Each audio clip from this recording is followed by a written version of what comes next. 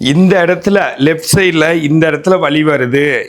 இந்த இடம் மேலாக இருந்தால் செஸ்ட்டு, ஃபீமேலாக இருந்தால் பிரஸ்ட்னு வச்சுக்கோங்க. அதுவும் லேட்ரல் சைடு இந்த சைடில் வருது. இந்த இடத்துல ரிப்ஸ்ல எல்லாம் வலி வருது, இதுக்குள்ளே எல்லாம் வருது, இந்த இடத்துல எல்லாம் வருதுன்னா ரொம்பவுமே அதை ஹார்ட்டுன்னு நினச்சி பயந்து நிறைய இசிஜி எடுக்கிறது, 30 இசிஜி எடுக்கிறது, எக்கோ எடுக்கிறது, ட்ரெட்மில் டெஸ்ட்டு. அதை விட சிலர் உண்மையிலேயே ஒரு ட்ரீட்மெண்ட்டுக்குள்ளேயே இறங்கிடுறாங்க. ட்ரீட்மெண்ட்டுக்குள்ளேயே வந்து ஹார்ட்டுன்னு நினச்சிக்கிட்டு அதுக்கு உண்டான ட்ரீட்மெண்ட், பெரிய ப்ரொசீஜரோ சின்ன ப்ரொசீஜரோ இறங்கி அதுக்குன்னு மாத்திரை சாப்பிட்டுட்டு ஆனால் கடைசி வரைக்கும் அந்த பெயின் க்யூர் ஆகாமையே இருக்கிறாங்க. இன்றைக்கி நான் அது க்யூர் ஆகிறதுக்குன்னு எக்ஸசைஸ் சொல்லித்தரேன். அது ஏன் அது வருதுன்னு நான் சொல்லித்தரேங்க.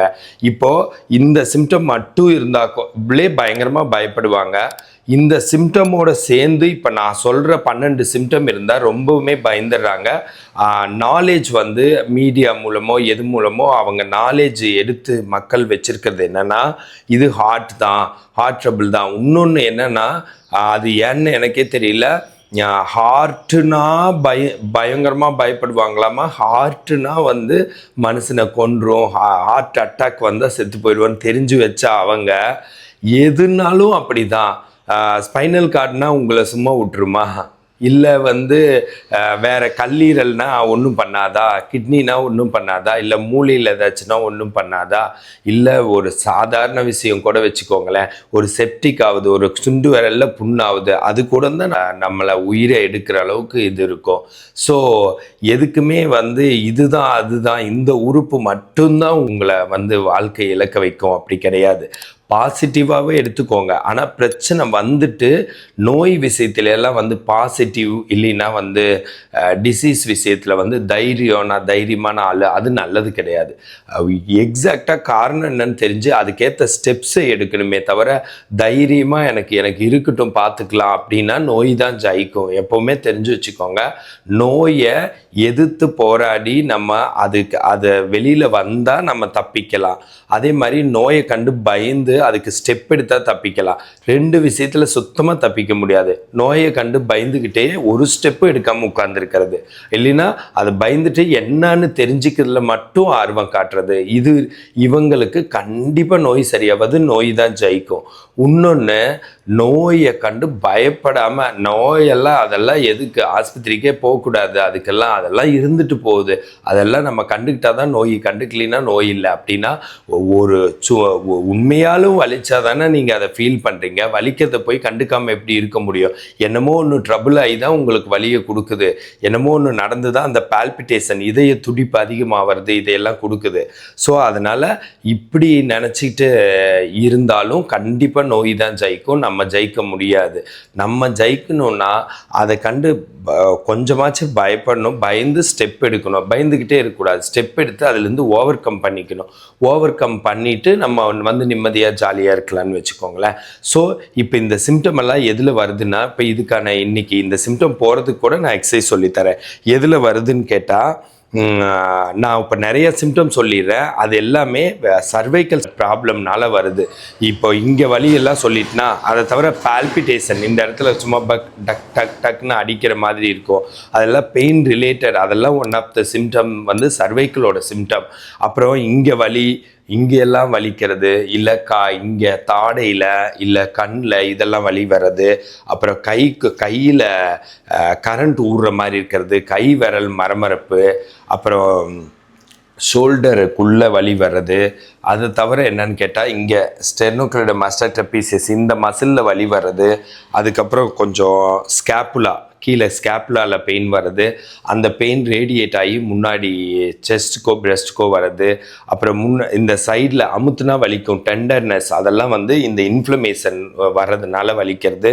அப்புறம் ஷோல்டரில் அதே மாதிரி மேலே வரைக்கும் தூக்குனா வலி, சைடில் கொண்டு போய் காது வரைக்கும் தூக்குனா வலி, பின்னாடி கொண்டு போய் அடுத்த முழங்கை பிடிச்சா வலி, நைட் இந்த பக்கம் திரும்பி படுத்தா அம்மா போடுற இடத்துல வலி, அந்த மாதிரி வருது.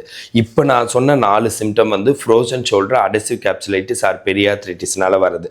அது மோஸ்ட்லி டயபெட்டிஸ் ப்ராக்டிஸில் வருது. அதை தவிர கழுத்தில் எலும்பு தேய்மானமோ கழுத்தில் ஏதாச்சும் சர்வைக்கலில் ப்ராப்ளம் இருந்தால் அந்த பெயின் ரேடியேட் ஆகி இங்கே வருது, நர்வ் கம்ப்ரெஷன் ஏதாச்சும் இருந்தால்.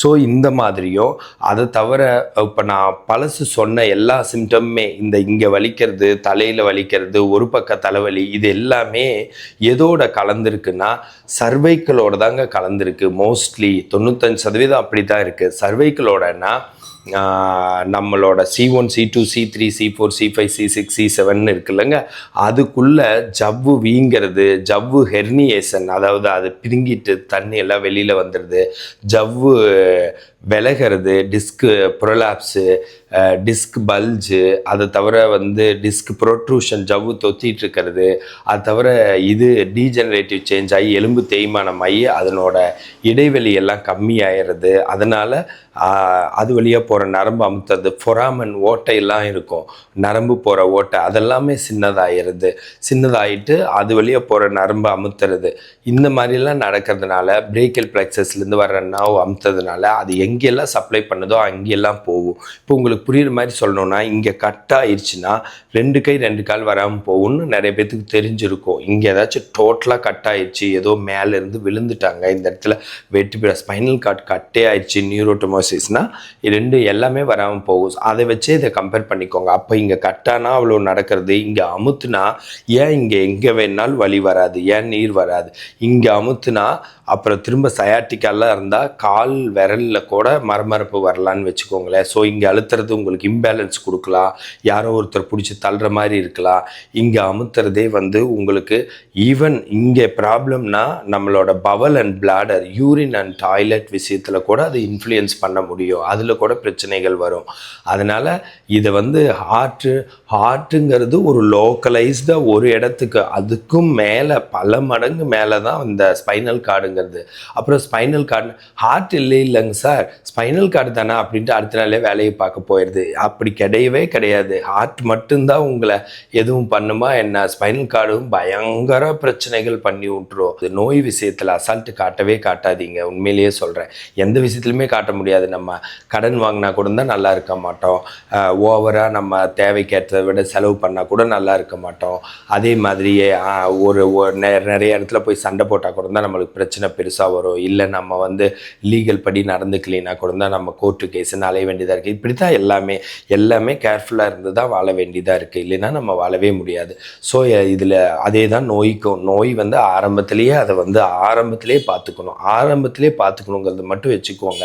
சின்ன செலவில் சின்னதாக அது சரியாக போயிடும்.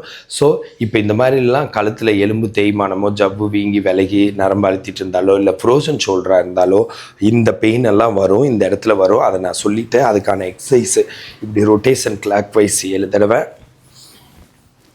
ரொட்டேஷன் ஆன்டி கிளாக் வைஸ் 7 தடவை, அப்புறம் இது 7 தடவை, ஷோல்டர் பிரேசிங் எக்ஸசைஸ் 7 தடவை. இது எல்லாமே ஷோல்டருக்கும் கழுத்துக்கும் சேர்ந்து ரொம்ப நல்லாயிருக்கும். அப்புறம் இந்த மாதிரி பண்ணுறது 1 2 3 4 5 6 7 8 9 10 கீழே எலிவேஷன் டிப்ரெஷன் 10 வரைக்கும், திரும்ப மேலே தூக்குறது 10 வரைக்கும், கீழே போடுறது 10 வரைக்கும், திரும்ப மேலே தூக்குறது 10 வரைக்கும், கீழே போடுறது 10 வரைக்கும். இந்த மாதிரி செய்யணும். இப்படியெல்லாம் செய்கிறப்போ இந்த இடத்துல சர்க்குலேஷன்லாம் அதிகமாகி அந்த இடத்துல இருக்க நீரெல்லாம் இந்த இடத்துல தான் லிம்ஃபேட்டிக் ட்ரைனேஜ் இருக்குது. அந்த லிம்ஃபேட்டிக் ட்ரைனேஜ் வழியாகவும் அப்புறம் இன்னும் வேறு ட்ரைனேஜ் வழியாகவும் போயிடும். சரிங்களா? அப்புறம் ஸ்ட்ரெஸ் ஃப்ரீயாக இருக்கணும். இதெல்லாமே ஸ்ட்ரெஸ்னால தான் வருது. கொஞ்சம் பழங்கள் காய்கறிகள் அதிகமாக எடுத்துக்கணும், நல்லா தூங்கணும். இந்த மாதிரி பழக்கமெல்லாம் ஃபாலோ பண்ணுங்கள். ஃபிசியோதெரப்பி கன்சல்டேஷன் வேணால் எனக்கு கால் பண்ணுங்கள். This Prakash physiotherapist.